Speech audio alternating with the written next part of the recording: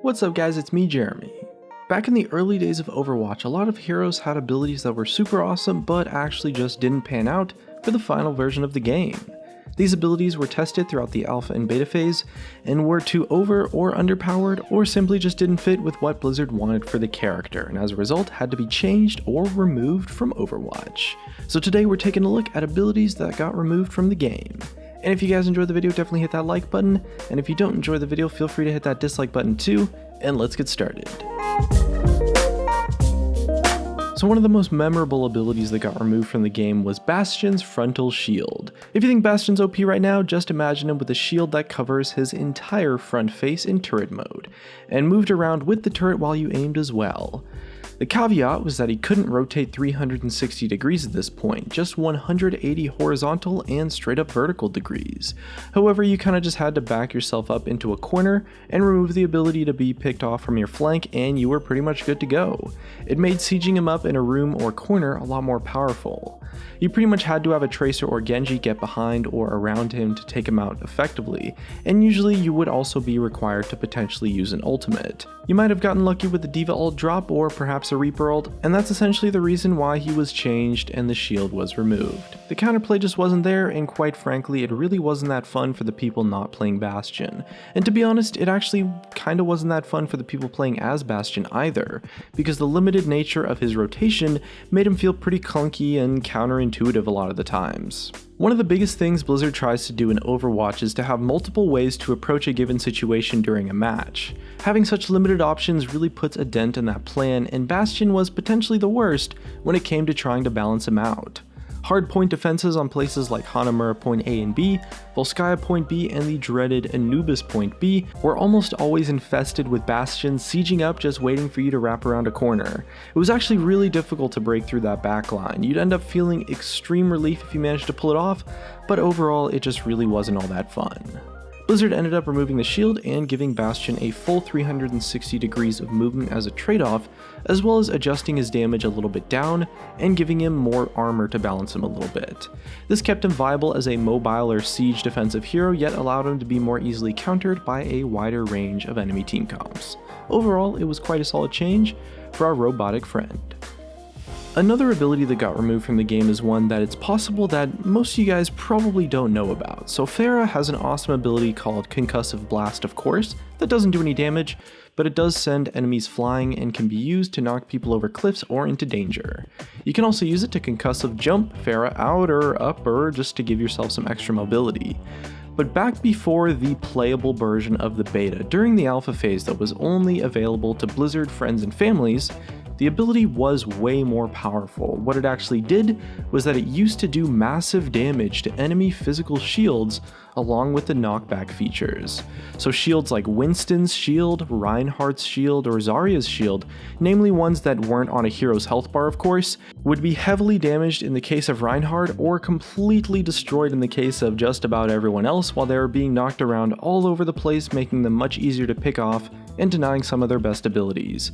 Now shields that function sort of like a health bar, you know what you have on like Zenyatta and stuff, weren't actually damaged. It was only shields that you would create with an ability, but it did such a large amount of damage to shields. You know, you would instantly just destroy a Zarya barrier, instantly destroy a Winston shield, do tons of damage, if not completely destroy a Reinhardt shield as well, and as a result they'd be pretty much useless by the time that PHARAH got through to you.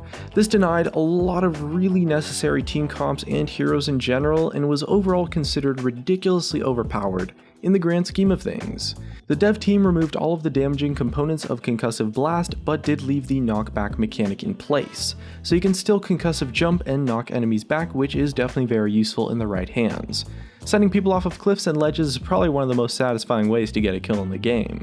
With practice, you can also knock enemies around and target their landing spot with a well-timed rocket too. You can also use Concussive Blast to place enemies in a bad spot, like right in the middle of a Graviton Surge or in a mech explosion. Getting good with Concussive Blast, even in its non-overpowered form, definitely separates good PHARAH'S from the great ones. Next up, it's an ability that got removed from Genji. Genji's a hero with a really awesome, really high skill cap kit. He's got mobility, high damage, deflection capabilities, and of course, an awesome ultimate. One of his primary abilities for both mobility and damage is of course Swift Strike, which dashes Genji forward, does some damage, and resets on a killer assist. allowing Genji to swift strike again if he needs to. Right now, it does a pretty decent amount of direct damage and is coupled with his ultimate extremely well as blade damage is increased while the ultimate is active. So you've got Genji's popping their ult, slashing enemies' health down, then swift striking through them to finish them off, and to reset the ability to do it again. It's an awesome finisher. But before it was balanced out to be a direct damage ability, it was actually a damage over time bleed effect that ticked down an enemy's health bar while you were kind of throwing shurikens at them and running around. And this resulted mostly in enemies kind of just running away, or perhaps just dying somewhere else if their health was low enough. But the overall damage of Swift Strike was actually higher overall, but the fact that the damage over time took so much time to tick properly and finish the target made it significantly weaker. Still, it was still a pretty good finisher, but wasn't really direct or fast-paced like Genji's other abilities. And as a result, Blizzard felt it didn't really flow well with the rest of Genji's kit or the game's pace in general, so they removed the bleed damage over time element entirely, and replaced it with a solid upfront damage number to compensate that overall was a little bit less than the total amount that you would deal with the damage over time effect, but the change put it right in line with Genji's other abilities and his fast-paced, super mobile playstyle.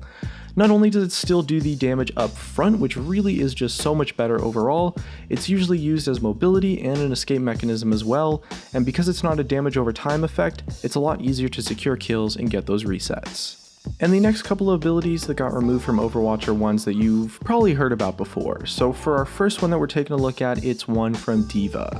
So D.Va had one of her most useful abilities altered post-release, and of course it's not technically removed. Her defense matrix ability has had a complete rework to the point where it is practically a completely new ability, thus the original version did get removed from the game. The old defense matrix was an ability that players popped when they had incoming projectile damage, and it would mitigate 100% of it on a 10-second long cooldown. And this was a pretty useful ability, but it was kind of a double-edged sword. With that seriously long cooldown, if you mispressed it or mistimed it wrong, you had pretty much zero defensive ability for a really long time. So it was generally used to counter projectile-based ultimates like PHARAH'S Rocket Barrage and Reaper's Death Blossom. Beyond that, it didn't really have that much use to countering standard stuff like Junkrat's grenade spam, for example. So they reworked the ability entirely, making it toggleable and having a resource/recharge system. When you pop the ability and hold the button down, it brings up the defense matrix that will last a total of 4 seconds when the meter is fully charged. The meter depletes the longer you hold it, and you have to wait for a 1-second cooldown between activations, and the meter takes a total of 10 seconds to recharge completely. Now, while the actual use of the ability hasn't really changed, you can still use it to counter projectile-based fire and ultimates and stuff. You now have way more control and timing ability to use it when you actually need it. This lets players choose to use its full duration on those pesky ultimates, or to hit it for a second or two to get rid of enemy fire while you're preparing for a push, engage, or even a hold. So you can be a lot more tactical with when and where you use it, helping your team out more than just once every 10 seconds. And this fits right in line with D.Va's role as a mitigation tank/brawler, and makes her kit just that much more useful during both attack and defense matches. So recently on the public test server, and probably will have hit the live server by the time this video is made public, Symmetra has gone massive changes to the way of just really half of her entire kit. So previously she could hit her Photon Shield ability on each individual hero in the group, and apply a 25-point shield to their health bar, which was pretty handy. The shield would regenerate as long as the shielded hero was still alive, and after they died, Symmetra would have to reapply the shield. Well, Blizzard felt that ability was just a little bit too passive all around and decided to remove the ability completely from her. Instead, they reworked her ultimate to provide shields along with her signature teleporter in Overwatch's first choice-based ultimate ability. Now, with the shield ability removed from Symmetra, they could instead introduce a brand new ability called Photon Barrier. It essentially works as a smaller Reinhardt shield that you can kind of fire in a straight line. Symmetra can use the ability to lead a charge or push back enemy fire while still providing shields with the new ultimate, and of course still throwing her turrets all over the place. And these changes actually make Symmetra just completely different in terms of when and how she's played. Before, you'd pretty much use her to nest up a room or area for some sort of control, a small shield boost, and then use her teleporter. And that was pretty much it, and she wasn't particularly good at taking down enemies or providing a huge defensive setup, and it was a strategy that only really worked on point A of certain defense maps. Now, with the ability shuffle and her new Photon Barrier, she's potentially viable on attack as well as defense, and can combine her new ability with other hero abilities too for some seriously strong push potential. This is potentially a huge change in the roster if you stop and think about it actually. From a relatively passive hero that only has a select number of really niche uses, she's becoming this potentially game-changing, meta-impacting hero that can be used pretty much in all general matchups actually. So that just about wraps up our list for abilities that got removed from Overwatch. What do you think about all the abilities that got removed and altered, or do you think maybe some abilities that are still in the game should be removed or changed? Definitely let us know in the comments section below. As always, thank you guys so much for watching, and if you enjoyed the video, hit that like button, subscribe if you want, and I'll see you guys next time.